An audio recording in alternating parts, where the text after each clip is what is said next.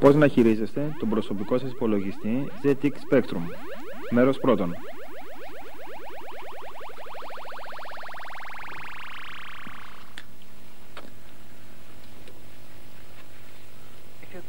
Αν ξεκινήσετε να γράφετε τα δικά σας προγράμματα για το Sinclair Spectrum, τότε είναι πολλά που θα πρέπει να ξέρετε.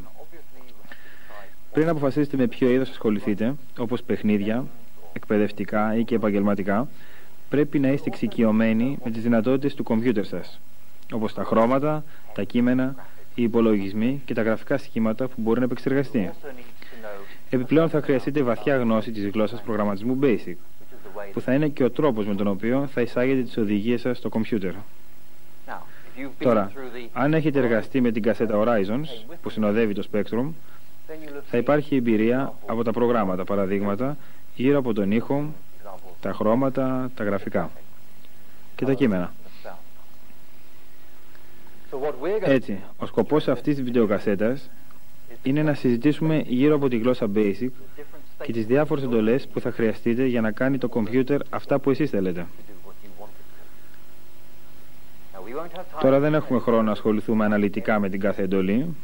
Έτσι για την ώρα θα χρησιμοποιείτε αρκετά το βιβλίο οδηγιών που συνοδεύει το κομπιούτερ. Βέβαια θα μπορούμε να συζητάμε για μερικές εντολές και να σας δίνουμε και ιδέες πώς να τις χρησιμοποιείτε.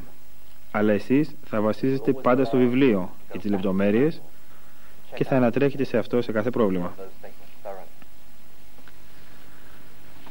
Έτσι, πριν ξεκινήσουμε με την BASIC, ας ρίξουμε μια γρήγορη ματιά στο hardware, μηχανικό μέρος του κομπιούτερ, το οποίο θα χρησιμοποιήσετε.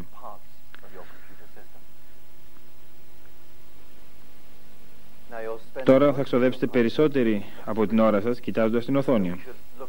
Έτσι μπροστά μας βλέπουμε διαφορετικά μέρη, όπως το περιθώριο, border, που είναι γύρω-γύρω, το οποίο στην πραγματικότητα αποτελείται από δύο μέρη, διότι οι δύο κάτω γραμμές που τις λέμε περιοχή εισόδου, input area, προς το παρόν δεν φαίνονται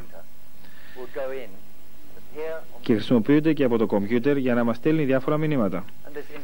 Τώρα, το μέρος της οθόνης που είναι μπλε λέγεται φόντο, paper, και είναι το κυρίως μέρος της οθόνης για την εμφάνιση των πληροφοριών, και οι οποίες αποτυπώνονται με το μελάνι, ink. Έτσι, όταν μιλάμε για χρώματα, αναφερόμαστε στο χρώμα του border, στο χρώμα του paper και του ink.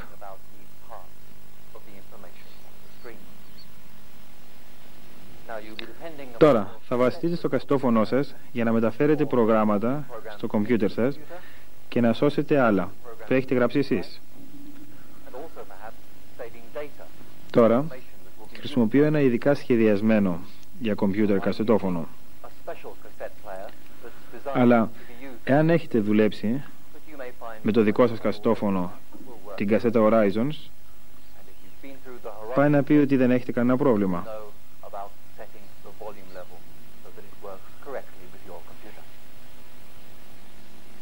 Τώρα, η κυρίως επικοινωνία με το κομπιούτερ θα γίνει μέσω του πληκτρολογίου, το οποίο ίσως και να σας τρομάζει, επειδή κάθε πλήκτρο μοιάζει να έχει 5-6 λειτουργίες εξαρτώμενες από το χρώμα, κόκκινο, πράσινο ή άσπρο.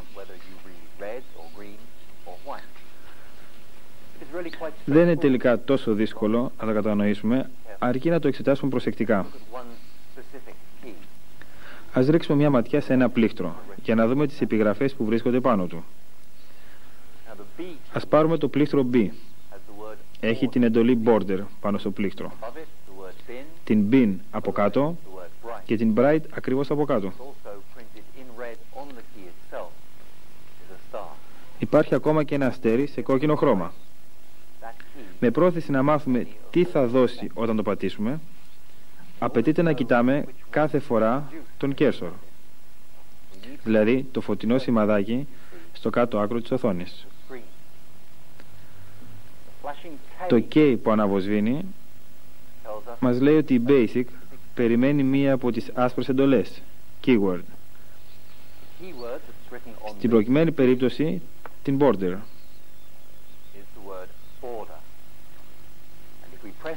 Δηλαδή, πατώντας το B σε αυτή την κατάσταση του cursor, θα εμφανιστεί η εντολή border. Σημειώστε ότι ο cursor έχει ήδη αλλάξει. Δεν είναι πια το K που αναβοσβήνει, αλλά το L. Που σημαίνει ότι η Basic δεν περιμένει πια ένα keyword, αλλά αριθμό ή γράμμα. Αν πατήσουμε πάλι το πλήκτρο B, θα εμφανιστεί το μικρό b. Αυτή είναι μια εντολή basic και συγκεκριμένα η εντολή για το border. Στην πραγματικότητα, πατώντας Enter, δεν θα ενεργοποιηθεί και θα μας βγάλει το μήνυμα Variable not found, δηλαδή δεν βρέθηκε μεταβλητή.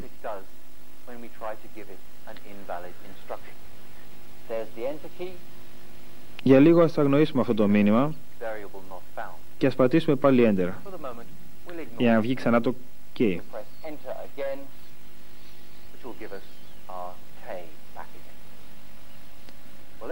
Ας προσπαθήσουμε τώρα να εισάγουμε σωστά την εντολή border και να δούμε πώς δουλεύει.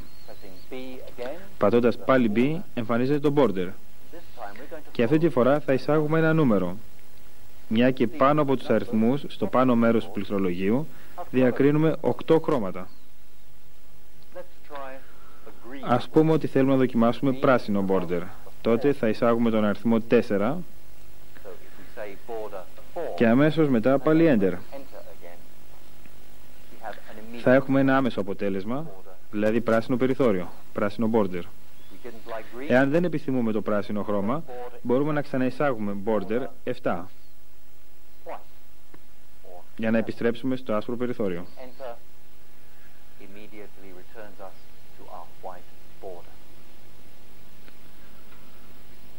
Αυτά όλα είναι πολύ απλά για τις εντολές αμέσου εκτελέσεως. Αλλά εάν θέλουμε να εισάγουμε ένα πρόγραμμα στο κομπιούτερ, τότε δεν πρέπει οι εντολές να ενεργοποιούνται αμέσως, αλλά να τις κρατάει στη μνήμη του για να τις εκτελεί με τη σειρά αργότερα. Τώρα, κοιτάζοντας το πρόγραμμα που έχουμε εισάγει στο κομπιούτερ, θα δούμε αργότερα πώς επιτυγχάνεται αυτό. Βλέπουμε ένα σύνολο από γράμματα και αριθμούς.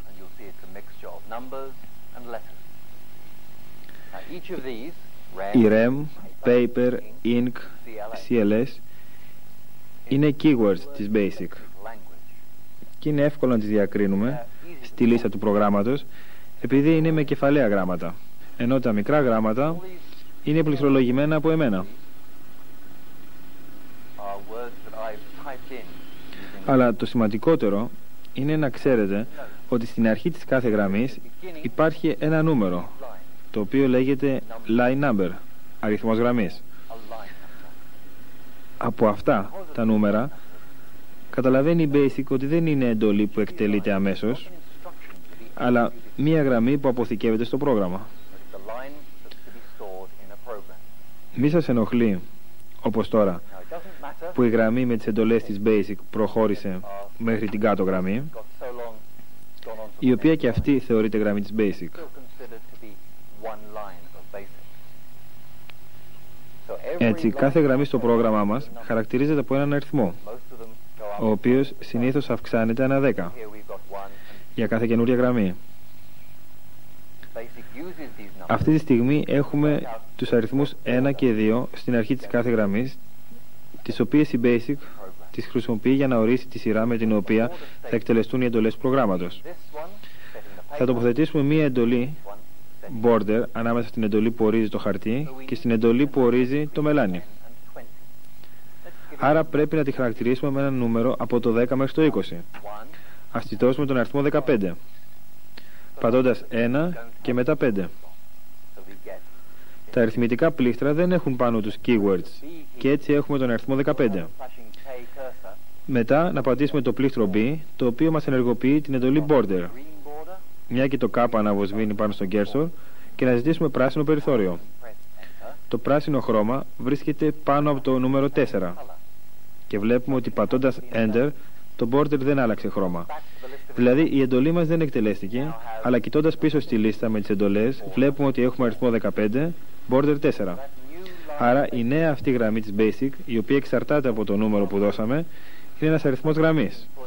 Το 15 μπαίνει μεταξύ του 10 και 20 και έτσι το border μπαίνει ανάμεσα στο paper και το ink και θα εκτελεστεί μόνο αν τρέξουμε το πρόγραμμα. Δηλαδή όταν κάνουμε run. Τώρα, πώς θα τρέξουμε το πρόγραμμα?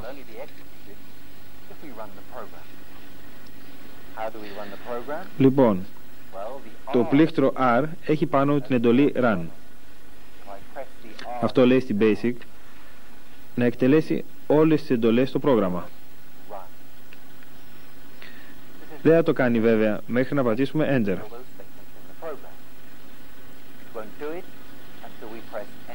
Ας πατήσουμε λοιπόν enter. Το πρόγραμμα αρχίζει να τρέχει και η εντολή για το border θα το κάνει πράσινο.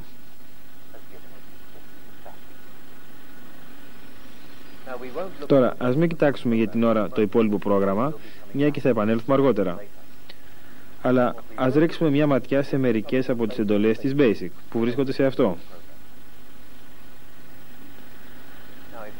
Βλέποντας το κείμενο στην οθόνη, παρατηρούμε τους αριθμούς που εισάγονται κατευθείαν χρησιμοποιώντας τα αριθμημένα πλήκτρα. Τα μικρά γράμματα που εισάγονται με τα πλήκτρα που έχουν γράμματα και μερικές λέξεις με κεφαλαία γράμματα που κάθε μία εισάγεται με το απλό πάτημα ενός πλήκτρου, όπως και άλλες. Paper, ink, inverse, που δεν βρίσκονται με άσπρα γράμματα, αλλά βρίσκονται σε διάφορα χρώματα γύρω από τα πλήκτρα, όπως ακόμα και το κόμμα, το ερωτηματικό, το θαυμαστικό κλπ. Τώρα υπάρχουν ορισμένα πλήκτρα, όπως τα γράμματα, αλλά δεν είναι με άσπρο χρώμα. Έτσι ας γυρίσουμε πίσω στο πληκτρολόγιο για να δούμε πώς μπορούμε να πάρουμε μία από τις πολλαπλές λειτουργίες κάποιου πλήκτρου. Τώρα, κάτω στο δεξιό άκρο του πληκτρολογίου βλέπουμε το symbol shift. Και επειδή είναι με κόκκινο χρώμα, μας λέει ότι ενεργοποιεί τις κόκκινες εντολές, όπως ίσον, συν, πλην και άλλες. Αλλά πρέπει να βρίσκεται πατημένο όταν ζητάμε κάποια εντολή. Ας δούμε το αποτέλεσμα πατώντας το πλήκτρο L.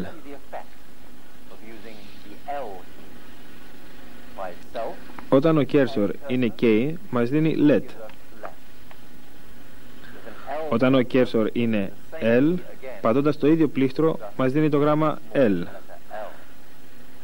Αλλά αν είναι πατημένο το symbol shift, όταν πατήσουμε το L, τότε εμφανίζεται το κόκκινο πλήκτρο, δηλαδή το ίσον. Έτσι χρησιμοποιούμε το symbol shift πατημένο και σε συνδυασμό με κάποιο άλλο πλήκτρο παίρνουμε τα κόκκινα σύμβολα και εντολές που είναι πάνω στα πλήκτρα.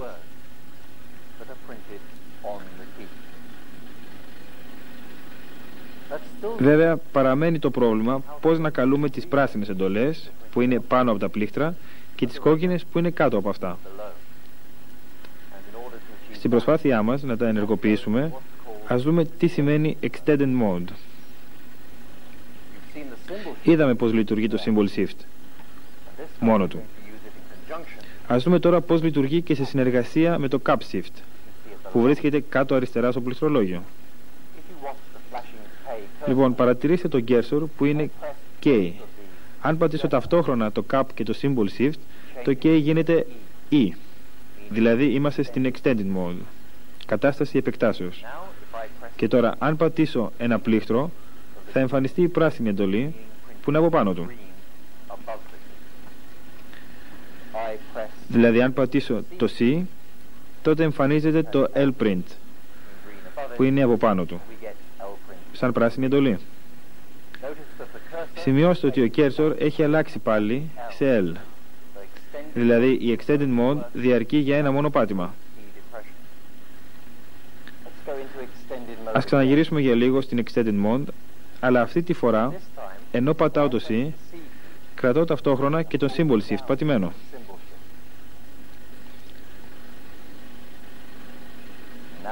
Και τώρα βλέπουμε την εντολή paper στην οθόνη, που είναι η κόκκινη εντολή κάτω από το C. Έτσι έχουμε επιτύχει να ενεργοποιήσουμε τις πράσινες και κόκκινες εντολές, χρησιμοποιώντας την Extended Mode, πατώντας δηλαδή το Symbol και το Cap Shift ταυτόχρονα. Έτσι, αν πατήσουμε ένα πλήκτρο, θα εμφανιστεί η πράσινη εντολή, ενώ με πατημένο το Symbol Shift βγαίνει η κάτω από το πλήκτρο κόκκινη εντολή. Έτσι έχουμε δει πώς εισάγουμε μερικές από τις εντολές χρησιμοποιώντας το πληκτρολόγιο. Ας ρίξουμε μια ματιά τώρα πώς τις εισάγουμε στο πρόγραμμα και τι ακριβώς κάνουν. Οι δύο πρώτες εντολές λέγονται REM και χρησιμοποιούνται σαν σχόλιο, remark. Στην πραγματικότητα αυτές δεν είναι μέρος του προγράμματος, αλλά μας επιτρέπουν να εισάγουμε κάτι που δεν ενδιαφέρει το κομπιούτερ, αλλά που βοηθάει εμάς στην ανάγνωση του προγράμματος. Όπως ένα σχόλιο για το τι ακριβώς κάνει το πρόγραμμα που ακολουθεί.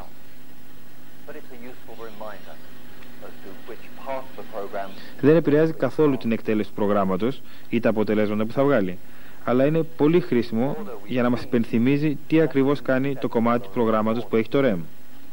Το border μας είναι ήδη γνωστό και ορίζει το χρώμα του περιθωρίου. Το paper και το ink ορίζουν το χρώμα του φόντου και τις μελάνες αντίστοιχα. Όλα ακολουθούνται από ένα νούμερο που αναφέρεται στο χρώμα.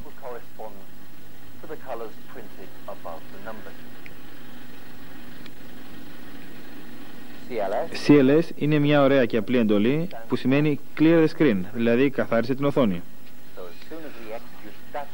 Όταν την εκτελέσουμε, θα καθαρίσει όλη η οθόνη και θα επανέλθει στο χρώμα του paper. Έτσι, οι τρεις εντολές του χρώματος και οι CLS απλώς ορίζουν την οθόνη στον τρόπο που θέλουμε για το πρόγραμμά μας.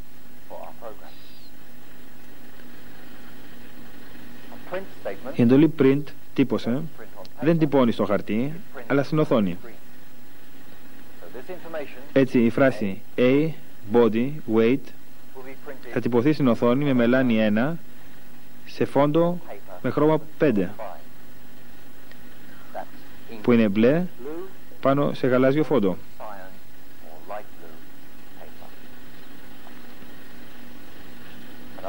Άλλο ένα print εδώ και μια εντολή εισαγωγής input, όπου η εντολή print τυπώνει πληροφορίες στην οθόνη. Θα δούμε αργότερα ότι και με το input μπορούμε να δώσουμε κάτι από το πληκτρολόγιο για να τυπωθεί στην οθόνη.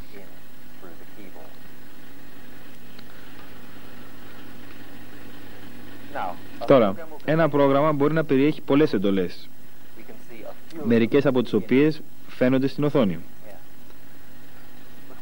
Τι θα γινόταν όμως αν θέλαμε να δούμε όλες τις εντολές του προγράμματος? Λοιπόν, υπάρχει μια καινούργια εντολή, η list, λίστα δηλαδή, με την οποία μπορούμε να δούμε όλο το πρόγραμμα, όλη τη λίστα του δηλαδή, χωρίς να δεσμευόμαστε από την χωρητικότητα της οθόνης. Και αυτή η εντολή list βρίσκεται στο πλήκτρο K. Αν πατήσω τώρα K, θα έχω την λίστα. Πατάμε τώρα Enter. Λοιπόν, το αποτέλεσμα είναι ακριβώς το ίδιο όπως πριν. Η οθόνη γέμισε με ένα μέρος του προγράμματος. Η διαφορά είναι ότι τώρα εμφανίζεται στο κάτω μέρος το μήνυμα scroll με ερωτηματικό. Δηλαδή το κομπιούτερ μας ρωτά αν θέλουμε να δούμε το υπόλοιπο πρόγραμμα, μια και η οθόνη το περιορίζει να μας δείχνει μόνο ένα κομμάτι του. Ναι, λοιπόν, θέλουμε να δούμε και το υπόλοιπο πρόγραμμα, χάνοντας τις γραμμές που έχουν εμφανιστεί ήδη στην οθόνη. Αν πατήσουμε Enter, τότε θα δούμε τις υπάρχουσες εντολές να τρέχουν και να χάνονται προς τα επάνω και να σάρχονται καινούργιες από κάτω μέχρι να γεμίσει πάλι η οθόνη και να εμφανιστεί πάλι το scroll. Αυτό θα γίνεται κάθε φορά που θα πατάμε Enter στην εντολή scroll. Θα γεμίζει δηλαδή η οθόνη με καινούργια στοιχεία μέχρι να μην εμφανιστεί ξανά scroll. Τώρα έχουμε το μήνυμα OK, που σημαίνει ότι εμφανίστηκε και η τελευταία γραμμή του προγράμματος. Έτσι με την εντολή list μπορούμε να δούμε σε λίστα όλο το περιεχόμενο του προγράμματος. Ας το ξαναδούμε λοιπόν. List, Enter. Μόνο που αυτή τη φορά δεν θέλουμε να δούμε τη συνέχεια. Έτσι, αντί για Enter, στην απάντηση του scroll πατάμε το πλήκτρο Break, που λέει στο computer να σταματήσει το scroll, να μην μας δείξει άλλο από το πρόγραμμα.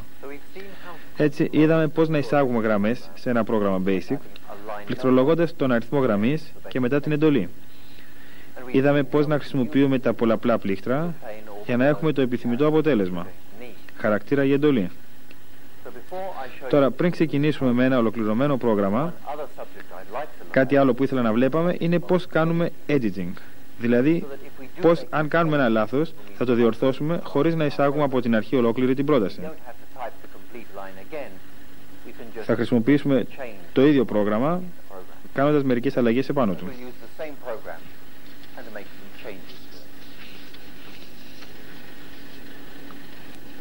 Βλέπετε δίπλα στη γραμμή 15 ένα μικρό βελάκι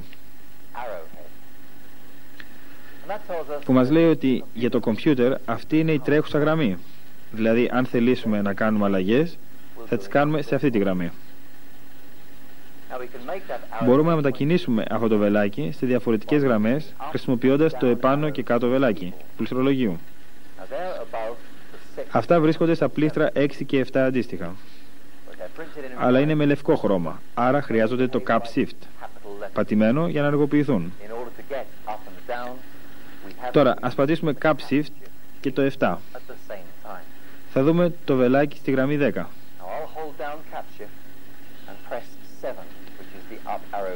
Πατώντας το πάλι, πάει στη γραμμή 2.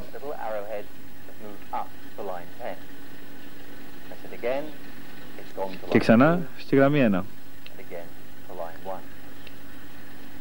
Αν δοκιμάσουμε πάλι για πιο ψηλά, δεν θα έχουμε αποτέλεσμα, μια και είμαστε στην αρχή, κορυφή του προγράμματος. Κρατώντας ακόμα το Cap Shift και το 6, βλέπουμε το βελάκι να κατεβαίνει στη λίστα. Μία γραμμή.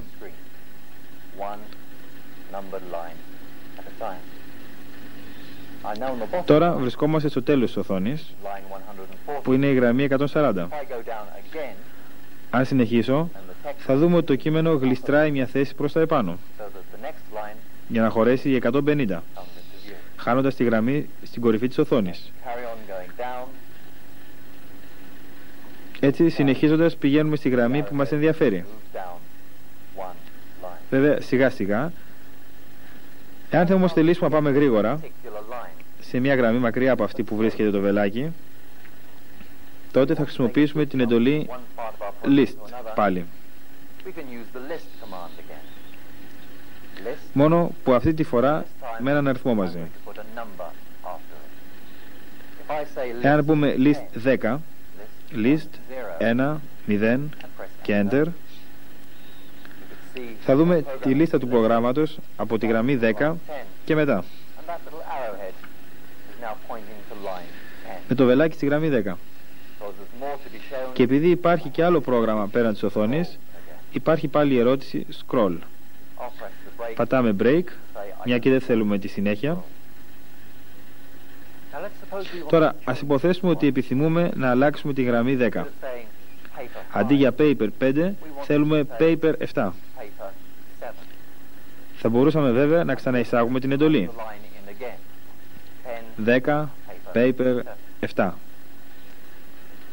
Αλλά βλέπουμε πάνω στο πλήκτρο 1 την εντολή Edit, πάλι με άσπρα γράμματα. Έτσι αν πατήσω Edit έχοντας πατημένο το Cap Shift, έχουμε την εντολή 10 από την κορυφή της οθόνης στην περιοχή εισαγωγής, με τον cursor μάλιστα μέσα της. Η γραμμή υπάρχει ακόμα στο πρόγραμμά μας, αλλά την έχουμε και στην περιοχή όπου μπορούμε να τις κάνουμε αλλαγές. Πάλι χρησιμοποιούμε τα βέλη, αλλά αυτή τη φορά το δεξιό και το αριστερό πάνω στα πλήκτρα 5 και 7.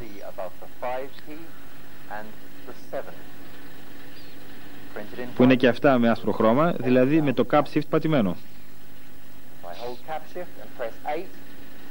Αλλά με το cap shift και το πλήστρο 8, ο cursor έχει μεταφερθεί από την αρχή της γραμμής προς τα δεξιά. Το πατάμε ξανά, αλλά αυτή τη φορά με το πλήστρο 5.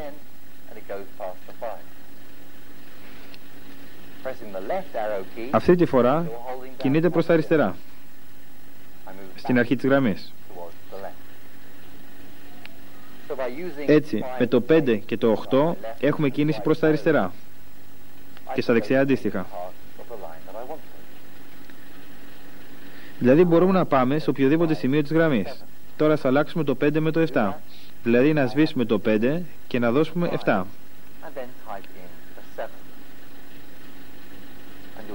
Κάτω από το πλήστρο 0 βλέπουμε την εντολή delete, διέγραψε δηλαδή, σε άσπρο χρώμα.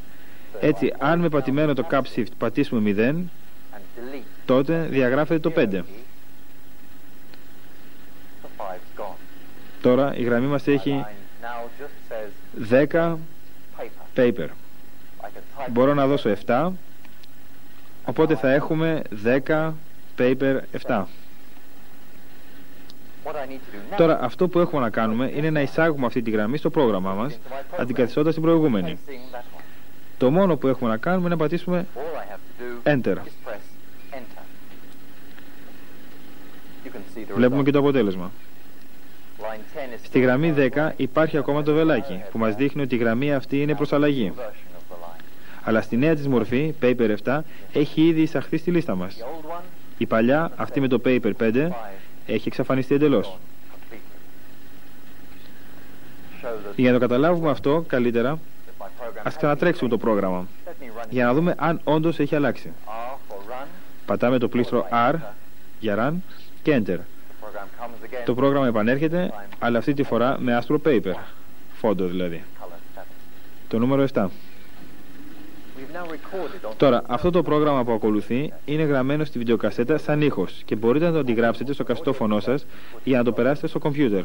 Έτσι, θα εξασκηθείτε στο πληστρολόγιο και στην σύνταξη των προγραμμάτων. Δηλαδή για όσα συζητάγαμε μέχρι τώρα. Μετά ασχοληθείτε λιγάκι με το πρόγραμμα και θα επανέλθουμε για τη δημιουργία ενός ολοκληρωμένου προγράμματος.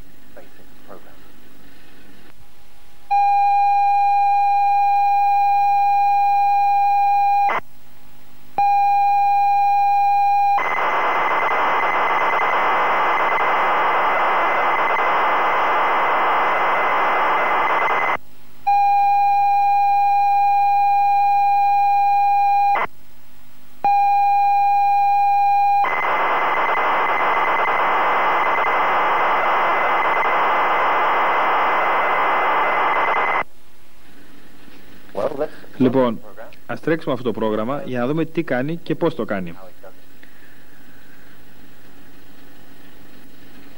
Στην αρχή της σελίδας βλέπουμε τις δύο πρώτες γραμμές με μπλε πάνω σε γαλάζιο χρώμα και την τρίτη με τα χρώματα αντιστραμμένα. Γαλάζια γράμματα πάνω σε μπλε φόντο. Τώρα, στην περιοχή εισαγωγής, Input Area, βλέπουμε τρεις γραμμές τυπωμένες. Επειδή το έχουμε ζητήσει να τυπώσει αρκετά, γι' αυτό η περιοχή αυτή φαίνεται μεγαλύτερη. Έχει μετακινηθεί προς τα πάνω και σας ρωτάει να πατήσετε Me, αν είστε άνδρας, Male, και F, εάν γυναίκα, Female. Και μετά πατήστε Enter. Ο cursor τώρα βρίσκεται μεταξύ δύο εισαγωγικών, που σημαίνει ότι περιμένει κάτι συγκεκριμένο. Ας δώσουμε M και Enter.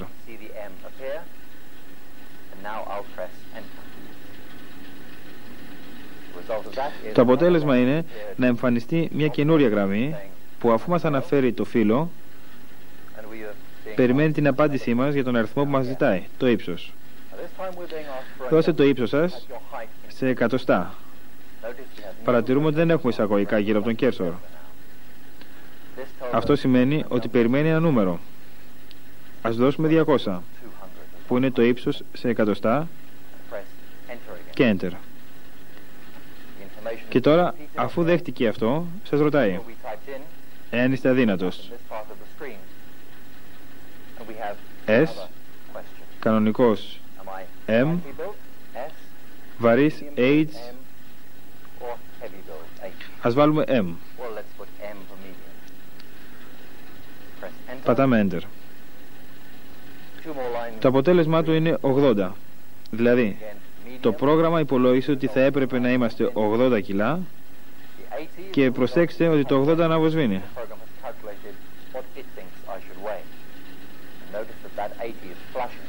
Κάτω-κάτω υπάρχει το μήνυμα OK. Με τον αριθμό 0 μπροστά. Το οποίο μας λέει ότι το πρόγραμμα τελείωσε και τελείωσε σωστά. Το 440 είναι ο αριθμός της τελευταίας γραμμής του προγράμματος.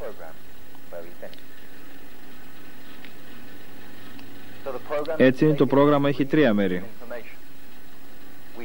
Δώσαμε μη για άντρα, 200 για ύψος και M πάλι για κανονικό βάρος. Και σαν αποτέλεσμα αυτών των πληροφοριών, το πρόγραμμά μας δίνει τον αριθμό 80. Τα υπόλοιπα στην οθόνη, δηλαδή οι 4 γραμμές, είναι σταθερές πληροφορίες και θα είναι ίδιες κάθε φορά που θα τρέχουμε το πρόγραμμα.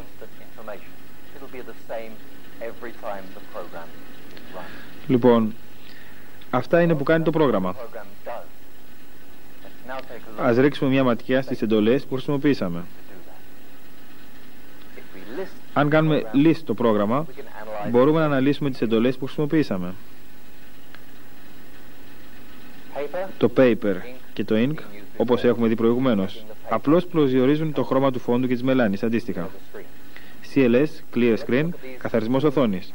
Και ας ρίξουμε μια ματιά στις 2 εντολές print, οι οποίες τυπώνουν τις 2 πάνω-πάνω γραμμές. Print at 1,8. Με την εντολή print τοποθετούνται δεδομένα στην οθόνη. Και αν βάλουμε at 1,8 στη γραμμή 1, η 8η στήλη, η γραμμή 0 είναι στην κορυφή και η δεύτερη είναι η γραμμή 1. Η θέση 8 είναι περίπου εδώ. Έτσι, το βάρος του σώματος που έχουμε βάλει σε εισαγωγικά θα τυπωθεί σε αυτό το σημείο της οθόνης. Κάθε φορά που θέλουμε να τυπώσουμε κάτι σταθερό, που δεν μεταβάλλεται δηλαδή, μπορούμε απλά να τοποθετήσουμε εισαγωγικά εδώ και ένα ερωτηματικό εδώ. Οτιδήποτε βρίσκεται μεταξύ των εισαγωγικών θα τυπωθεί. Με τον ίδιο τρόπο και η επόμενη εντολή print θα τυπώσει στη θέση 9 της γραμμής 2 τη λέξη υπολογιστής. Τώρα, αυτή η εντολή print που έχει τυπωθεί, Don't believe the fingers, έχει αντίστροφα χρώματα. Αντί για μπλε χρώματα σε γαλάζιο φόντο, έχουμε ακριβώς το αντίθετο. Και αυτό λόγω αυτής της γραμμής. Η γραμμή 60 μας λέει inverse 1. Τώρα, με αυτή την εντολή που δώσαμε, κάθε print που ακολουθεί θα έχει και αντιστραμμένα χρώματα. Έτσι, αντί για το χρώμα του ink πάνω στο χρώμα του paper, θα έχουμε το αντίστροφο. Δηλαδή το χρώμα του paper πάνω στο χρώμα του ink. Η γραμμή 80 το επαναφέρει πάλι. Έτσι είχαμε μόνο μία εντολή print σε αντιστραμμένη μορφή.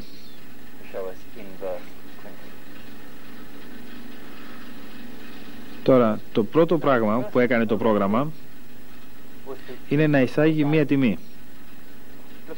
Ας ρίξουμε μια ματιά στην εντολή input. Με την εντολή input εισάγουμε μία τιμή από το πληκτρολόγιο και παίρνει μία θέση στο πρόγραμμα. Δίνουμε το input ακολουθούμενο από εισαγωγικά με κάποιο μήνυμα. Διότι δεν μπορούμε να ζητήσουμε από κάποιον να απαντήσει αν δεν το εξηγήσουμε τι είναι αυτό που περιμένει.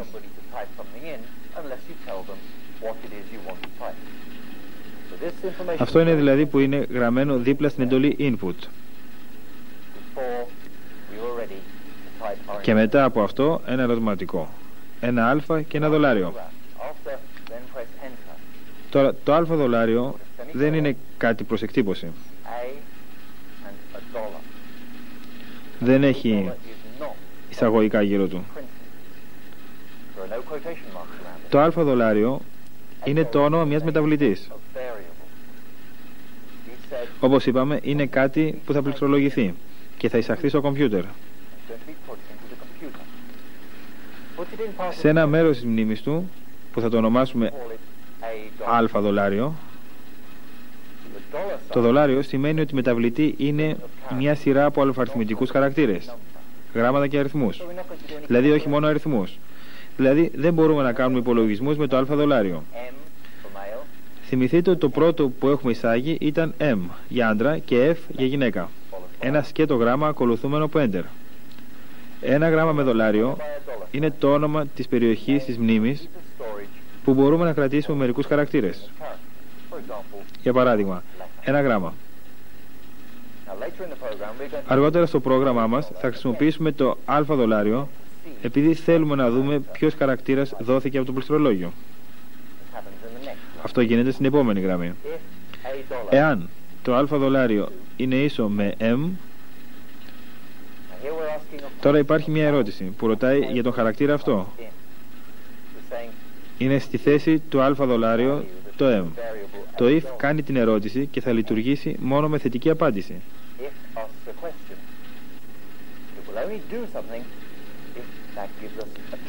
Ένα ναι. Έτσι, αν δώσουμε M σε αυτό το input, τότε με το if θα έχουμε ναι.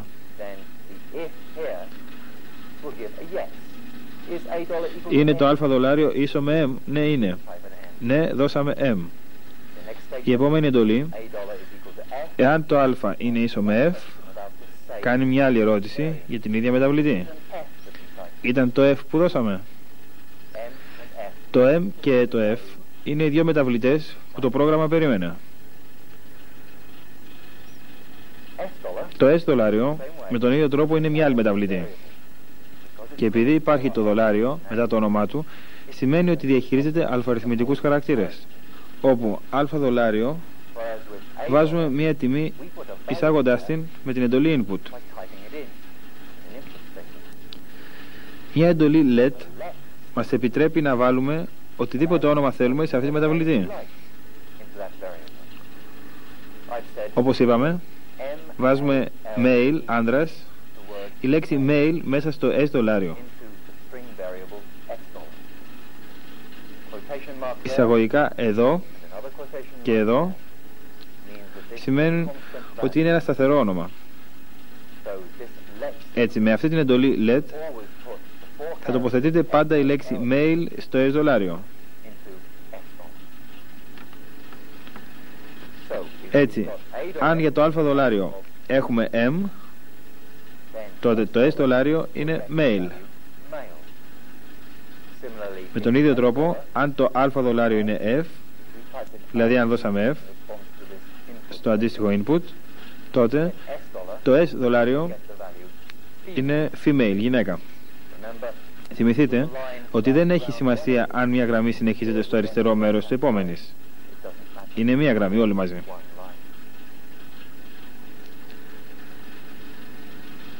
Εδώ έχουμε άλλη μια εντολή let. Τώρα, τι έχουμε στο S δολάριο? Τίποτα. Εισαγωγικά και εισαγωγικά. Δηλαδή, του λέμε μη βάλεις στο S δολάριο χαρακτήρες. Γιατί το κάναμε αυτό? Λοιπόν, αν δώσουμε M, τότε έχουμε mail στο S δολάριο. Αν δώσουμε F, έχουμε female στο S δολάριο. Αλλά αν κάνουμε κάποιο λάθος και εισάγουμε κάτι διαφορετικό στο S δολάριο, δεν θα έχουμε male ή female. Το S δολάριο θα εξακολουθεί να μην έχει τίποτα. Εάν το S δολάριο όντως δεν έχει κανένα χαρακτήρα, τότε πήγαινε στη γραμμή 100. Έτσι, μια εντολή if μας κάνει να μεταπηδήσουμε σε ένα άλλο μέρος του προγράμματος, που εδώ σημαίνει γραμμή 100. Αλλά πού είναι η γραμμή 100? Εδώ είναι. Θα ξανακάνουμε το γύρο πάλι. Ας τρέξουμε το πρόγραμμα να δούμε αν δουλεύει όντως.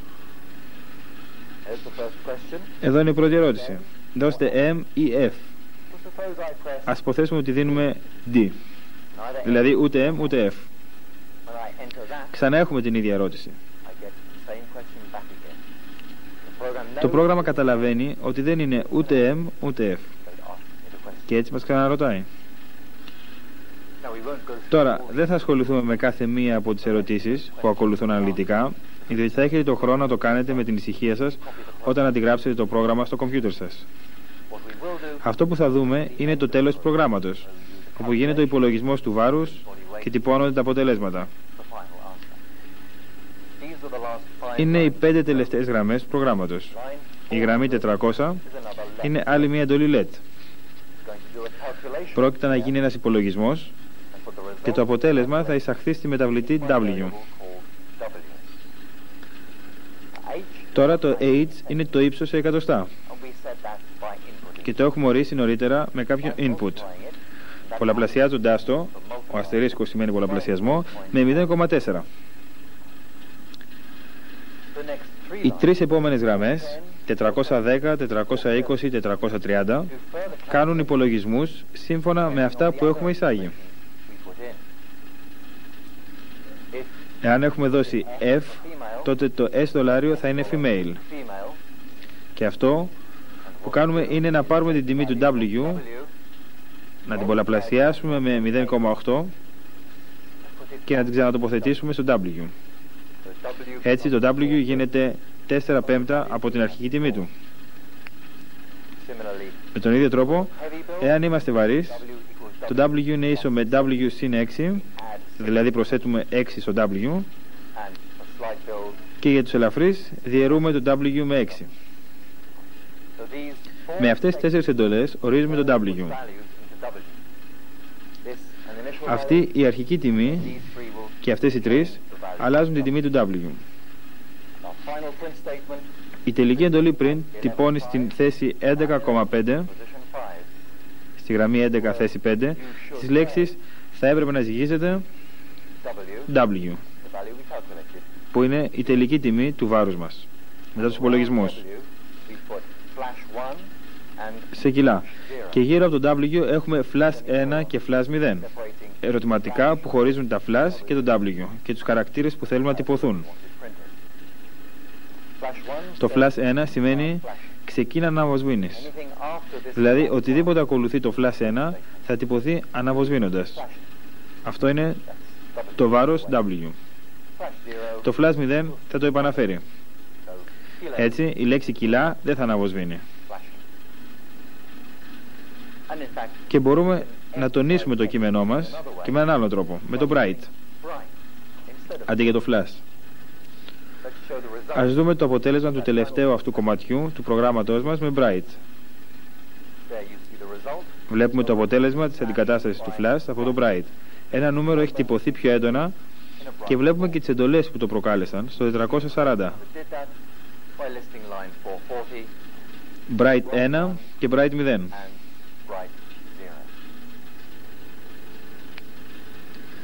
Μέχρι τώρα έχουμε συζητήσει αρκετά για πολλές διαφορετικές εντολές στο πρόγραμμα και έχουμε αφήσει ακόμα αρκετές λόγω ελλείψεως χρόνου για να τις αναλύσουμε λεπτομερώς. Έτσι, καλό είναι να αντιγράψετε τώρα το πρόγραμμα στο κομπιούτερ σας και να ασχοληθείτε λιγάκι με αυτό. Να δούμε πώς χρησιμοποίησαμε αυτές τις εντολές και πώς τις ταιριάξαμε για να έχουν αυτό το πρόγραμμα. Θα επανέλθουμε για να συζητήσουμε μερικά ακόμα βασικά τμήματα στον προγραμματισμό της Basic.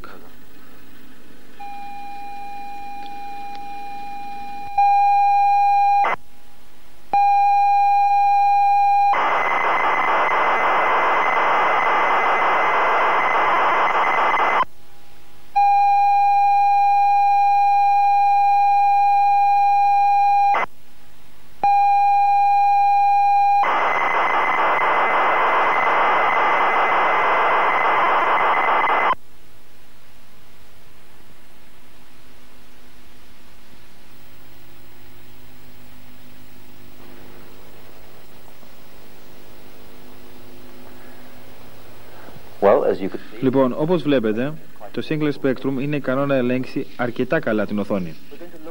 Θα δούμε μερικές εντολές για την παραγωγή graphics, γραφικών παραστάσεων.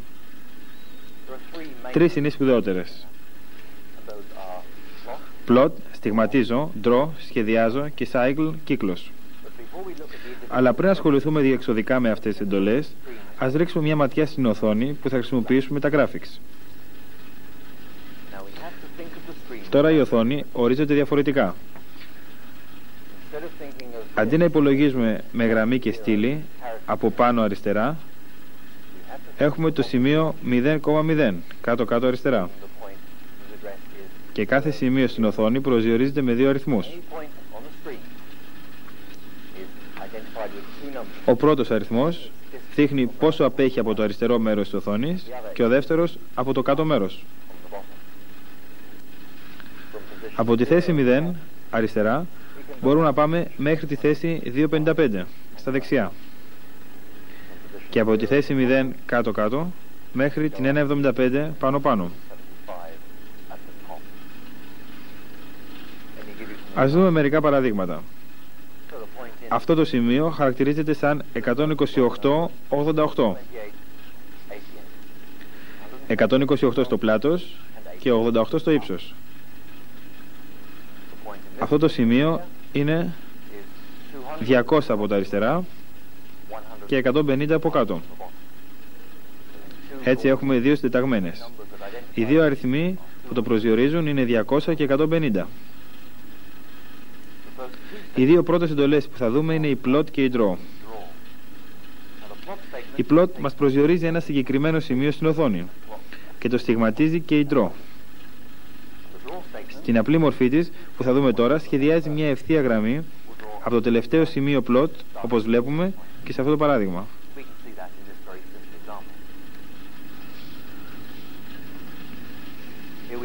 Τώρα έχουμε δύο γραμμές σχεδιασμένες στην οθόνη. Και αν κάνω list το πρόγραμμα, που είναι μόνο 3 εντολές, θα δούμε τις 3 αυτές εντολές. Αυτό είναι το σημείο 100-100. 100 από αριστερά και 100 από κάτω. Έτσι η εντολή 10 δημιούργησε ένα στίγμα στην οθόνη. Τώρα η εντολή draw ξεκινά από αυτή τη θέση και σχεδιάζει μια ευθεία γραμμή από κατεύθυνση 10 προς τα αριστερά και 10 προς τα πάνω. Έτσι έχουμε μια διαγώνιο. Η δεύτερη draw συνεχίζει από εκεί που τελείωσε η πρώτη και πηγαίνει 10 προς αυτή την κατεύθυνση πάλι, αλλά μείον 10 προς τα εδώ. Έτσι έχουμε μια κατεύθυνση προς τα κάτω και έτσι έχουμε μια τέτοια γραμμή. Τώρα, κάτι ενδιαφέρον που μπορούμε να κάνουμε σε σχέση με τις διαφορές του plot από τον draw είναι να πηγαίνουμε σε οποιοδήποτε σημείο της οθόνης θέλουμε με το plot και από εκεί να σχεδιάζουμε κάτι με το draw, που σημαίνει ότι μπορούμε να έχουμε μια σειρά από εντολές draw έτσι ώστε να σχεδιάζουμε κάποιο σχήμα και το ίδιο σχήμα να εμφανίζεται σε διάφορα μέρη της οθόνης σύμφωνα με το plot που θα έχουμε προκαθορίσει. Να ένα πολύ απλό παράδειγμα. Αυτές οι 4 draw σχηματίζουν ένα τετράγωνο. Η πρώτη πηγαίνει 10 δεξιά και 0 πάνω ή κάτω. Η δεύτερη δεν πηγαίνει αριστερά ή δεξιά, αλλά 10 πάνω. Όμοια και οι άλλες δύο. Εάν τρέξουμε αυτό το πρόγραμμα, θα δούμε το τετράγωνο. Ένα μικρό τετράγωνο στην άκρη αριστερά της οθόνης. Αλλά με τις ίδιες εντολές draw μπορούμε να δούμε το τετράγωνο σε οποιοδήποτε μέρος της οθόνης, βάζοντας ένα plot πριν από αυτές, όπως τώρα. Για να δούμε το τετράγωνό μας σε αυτή τη θέση στην οθόνη, θα πρέπει απλά να βάλουμε πριν από τις draw ένα plot με τη συγκεκριμένη θέση. Με plot 100-100 πηγαίνουμε σε αυτή τη θέση, κάτω αριστερά, και οι 4 draw δημιουργούν το τετράγωνο. Αλλά υποθέστε ότι θέλουμε να σχεδιάσουμε αρκετά τετράγωνα ή να επαναλάβουμε το ίδιο σχήμα πολλές φορές. Δεν θέλουμε λοιπόν κάθε φορά να επαναλαμβάνουμε τις ίδιες εντολές. Και έτσι είναι ευκαιρία να δούμε τι σημαίνει υπορουτίνα, subroutine, όπως θα την αναπτύξουμε και παρακάτω.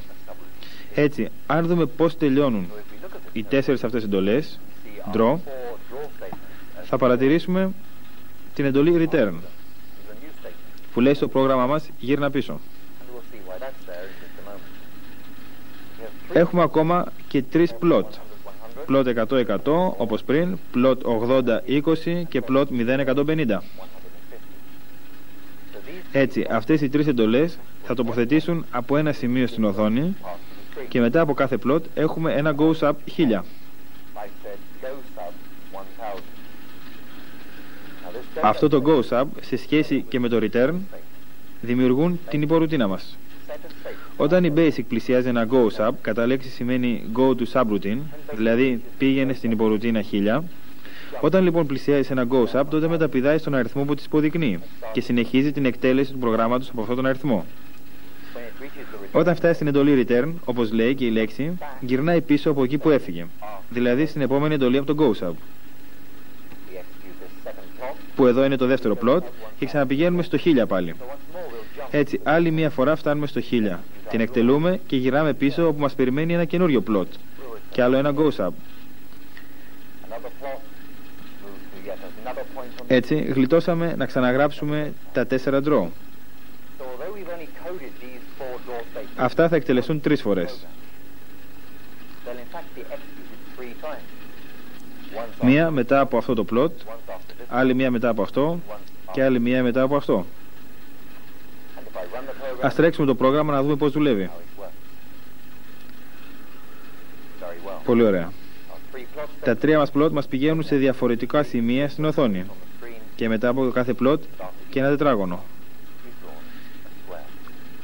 Η υπορουτίνα είναι πολύ χρήσιμη γιατί δίνουμε μία φορά ένα κομμάτι του προγράμματος και το εκτελούμε όσες φορές θέλουμε και όπως το θέλουμε. Τώρα, καθώς προχωράμε και δημιουργούμε όλο και πιο μεγάλα και πολύπλοκα προγράμματα, βλέπουμε την ιδέα της υπορουτίνας όλο και πιο χρήσιμη. Και όχι μόνο επειδή επαναλαμβάνει ένα κομμάτι πολλές φορές, αλλά και επειδή μπορούμε να χωρίσουμε το πρόγραμμά μας σε πιο δομημένα κομμάτια, που ελέγχονται πολύ πιο εύκολα. Και αυτό θα δούμε παρακάτω πώς περίπλοκα προγράμματα χωρίζονται σε υπορουτίνες. Αλλά ας ξαναγυρίσουμε στην εντολή draw και στη δυνατότητά της να σχεδιάζει γραμμές. Εδώ έχουμε το ίδιο πρόγραμμα, αλλά με μία μικρή αλλαγή. Έχουμε προσθέσει ένα τρίτο νούμερο σε αυτό το draw, κόμμα 3. Όταν έχουμε 3 αριθμούς σε μία draw, ο τρίτος σημαίνει τι καμπυλότητα θα δώσει το κομπιούτερ για να φτάσει στους 2 πρώτους αριθμούς. Εάν ξανατρέξουμε το πρόγραμμα, θα δούμε το αποτέλεσμα. Κάθε τετραγωνάκι έχει και μία καμπύλη πλευρά. Και μπορούμε να αλλάξουμε την καμπυλότητα, να την κάνουμε μεγαλύτερη ή μικρότερη, αλλάζοντας το τρίτο νούμερο στην draw. Ας δοκιμάσουμε κάτι μεγαλύτερο. Αλλάζοντας το σε 5. Βλέπουμε τη διαφορά. Αν ξανακάνουμε run το πρόγραμμα, είναι 5 rad, όπως καλούμε τη μονάδα καμπυλότητας, η γραμμή από την αρχή στο τέλος. Και όσο μεγαλώνουμε το νούμερο, τόσο μεγαλώνει και η καμπυλότητα, μέχρι το όριο του 6, όπου και έχουμε και ένα οριακό καμπύλο τμήμα. Ας δούμε τι συμβαίνει σε αυτό το τετράγωνο. Μέχρι τις 2 πρώτες γραμμές η σχεδίαση ήταν καλή. Όταν όμως δώσαμε καμπυλότητα για την τρίτη, πήγε έξω από το όριο του paper, του φόντου. Και στο κάτω μέρος της οθόνης έχουμε το εξής μήνυμα, λάθος. Είναι get out of range, δηλαδή βγήκαμε εκτός ορίων. Και θα δεχόμαστε πάντα το ίδιο μήνυμα όσο προσπαθούμε να στέλνουμε γραμμές έξω από τα όρια. Όταν τώρα θέλουμε να σχεδιάσουμε ολόκληρο κύκλο, υπάρχει ειδική εντολή, η εντολή cycle.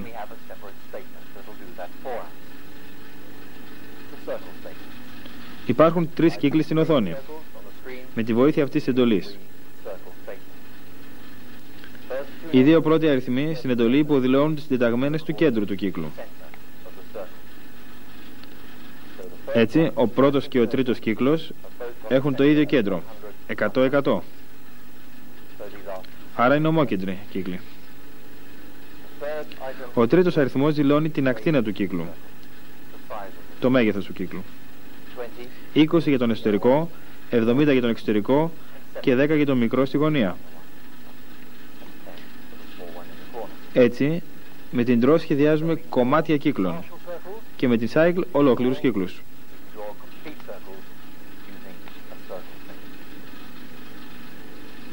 Αυτές είναι οι εντολές μας για τα graphics. Ας ξαναγυρίσουμε στο αρχικό μας πρόγραμμα να δούμε τη σύνταξή του.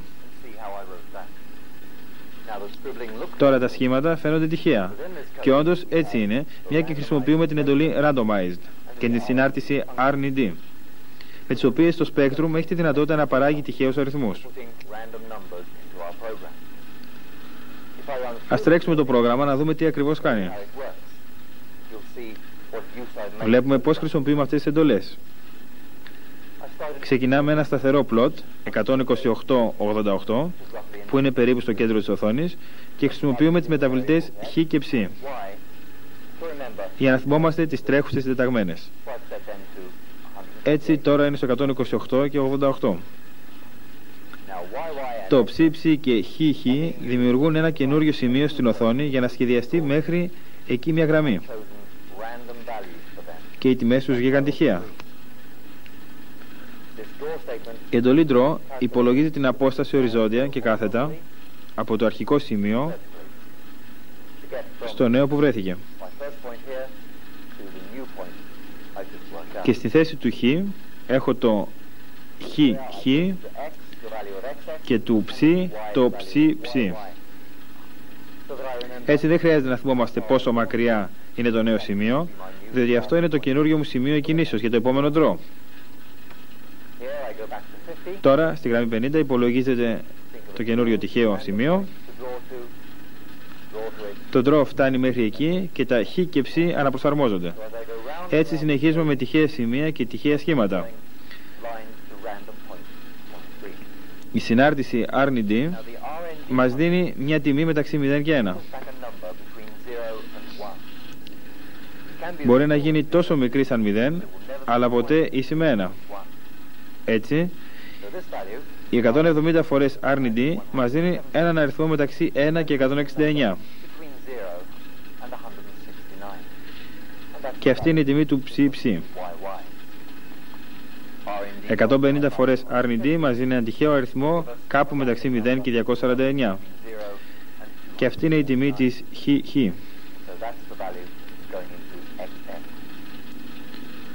Τώρα, κάθε φορά που θα εκτελείται αυτή η εντολή θα έχουμε και διαφορετικές τιμές.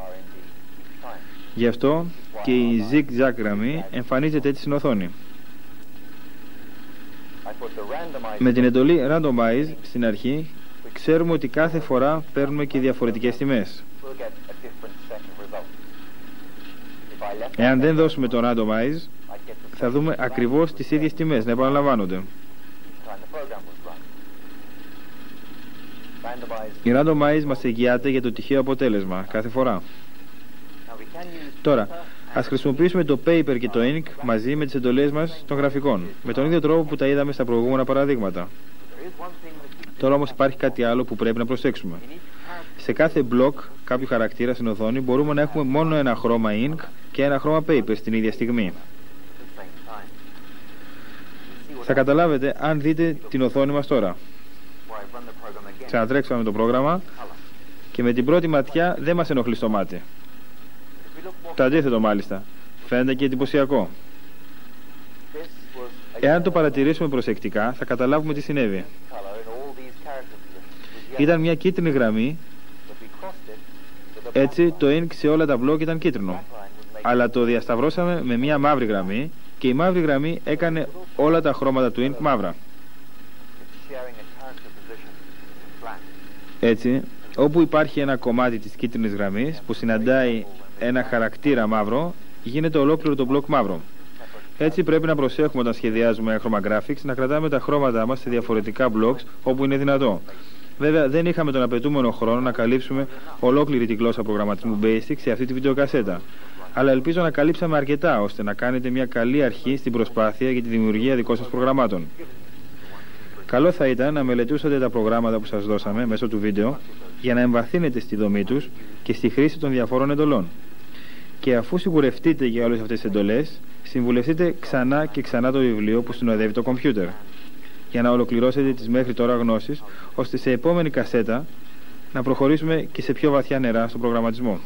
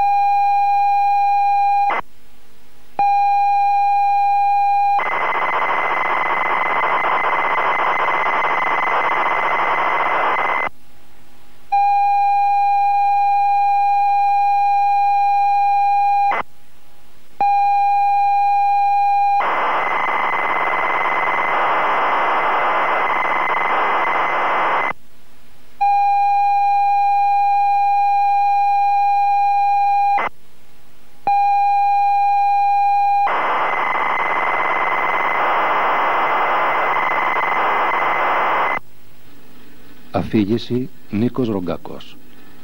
Υπεύθυνη εγγραφής Δήμητρα Δημητριάδου. Τεχνική επεξεργασία ήχου Studio Cartoonist.